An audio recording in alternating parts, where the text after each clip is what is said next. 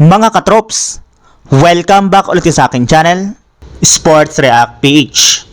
At ngayon nga ay pag-uusapan natin ang balitang trade na magagawa pa ng Golden State Warriors. Pag-uusapan na rin nga natin dito sa ating panibagong video ang balitang tatalunin ng adapo ng Toronto Raptors, ang New York Knicks.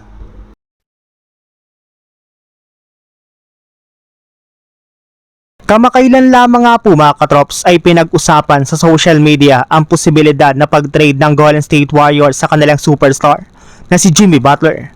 Kung sakali man nga na po nagustuhin ng kanilang front office na gumawa ng move at palakasin ang kanilang lineup ngayong offseason, ay wala nga na po silang ibang choice ngayon kundi gamitin si Butler bilang trade asset bilang kapalit ng kanilang makukuhang bagong superstar. Patapos na rin naman nga po ang kontrata nito kaya babagay talaga siya sa mga teams na gustong mag-open ng malaking cap space. Kaya dahil nga po dyan ay pinag-uusapan na nga po ngayon kung kakailanganin na nga ba talaga ng Jazz W na i-trade si Butler para makakuha sila ng bagong player na papalit sa kanya. May ilang magagaling naman lalaro para naman nga po na pwede nilang makuha sa isang trade, kagaya na lang ni DeMar DeRozan. Pwede nga na pong gumawa ang Jazz W dito ng isang trade scenario para lamang makuha ito mula sa Sacramento Kings.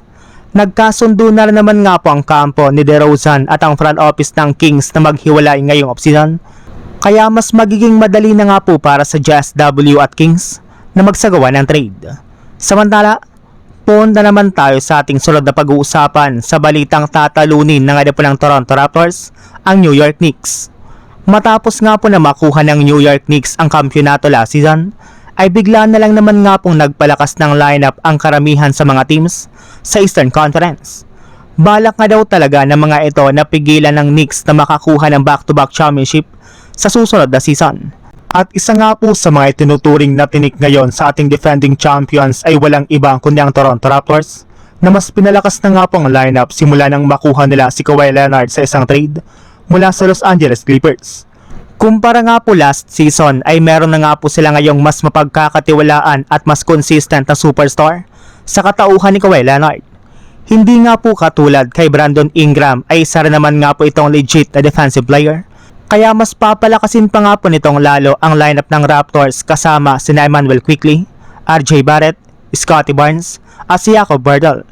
Kaya may ilang mga analyst na nga po ang nagsabi at naniniwala na mas kompleto na nga po ngayon ang lakas ng Raptors sapat na para talunin ang New York Knicks sa susunod na taon.